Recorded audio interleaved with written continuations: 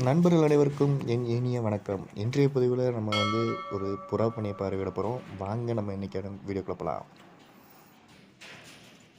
இது பார்த்தீங்கன்னா, நம்ம பந்தயம் பறத்துறதுக்காக அடுத்த வருஷம் பந்தயத்துக்காக ரெக்க வெட்டி வச்சிருக்க புறாக்களோட கூடு. நிறைய பேர் பந்தய புறானாலே ரோமர்னு நினச்சிக்கிறீங்க. பந்தய புறாலே ரோமர் இருக்குது, கர்ணை இருக்குது, பறவை இருக்குது. பறவை சாதா டைமிங்னு சொல்லுவாங்க. இது அதிக டைம் பறக்கும். இதில் கர்ணையும் இருக்குது. இந்த ஆண் கர்ணை தான்.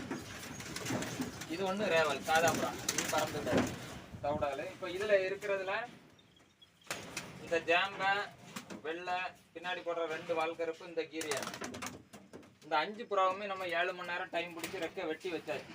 இப்போ இதே செட்டில் உள்ள புறா தான் இந்த சில்வர் ஜாம்பை, இந்த தாமரப்பட்டா, அப்புறம் இந்த தலைகிரி.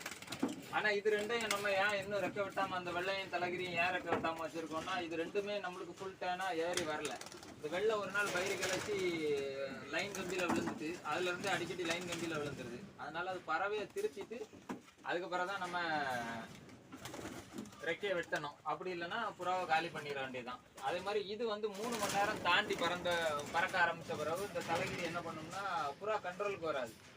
புறா அரை மணி நேரம் 3/4 மணி நேரம் அப்படி ஓவர் டைமிங் எடுத்து வரும்.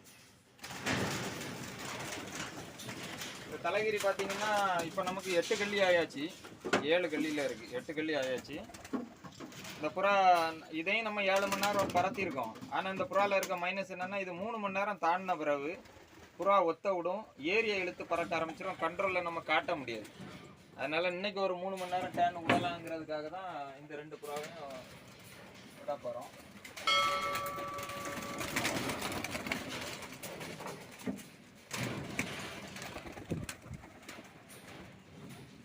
இந்த வெள்ளை பார்த்தோன்னா நம்மளோட மெயின் தாமரை செட்டில் உள்ளது தான். இதே செட்டில் உள்ள புறா தான்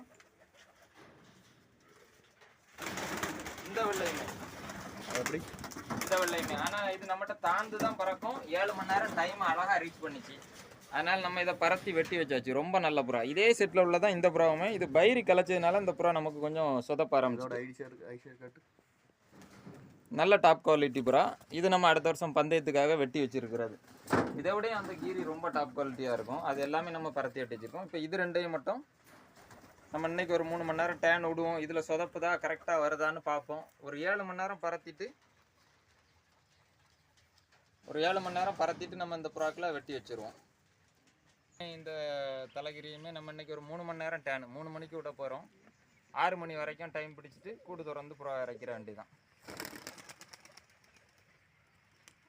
ரெண்டுமே ரொம்ப ஹைட்டு பொட்டடிச்சு ஏறாது. நார்மலான ஹைட்டில் க்ளீனாக காட்டி கொடுக்குற மாதிரி பறக்கும். இந்த கருப்பு மட்டும்தான் நமக்கு 3 மணி நேரம் தாண்டினோன்னா கொஞ்சம் ஏமாத்துது. இன்றைக்கி என்ன பண்ணுதுன்னு பார்ப்போம் டேனில்.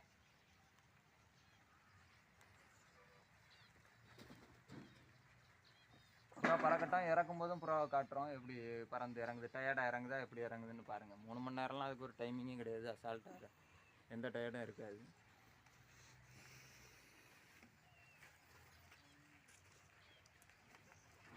நம்ம சேனலுக்கு சப்ஸ்கிரைப் பண்ணி சப்போர்ட் பண்ணுங்கள். தேங்க்யூ.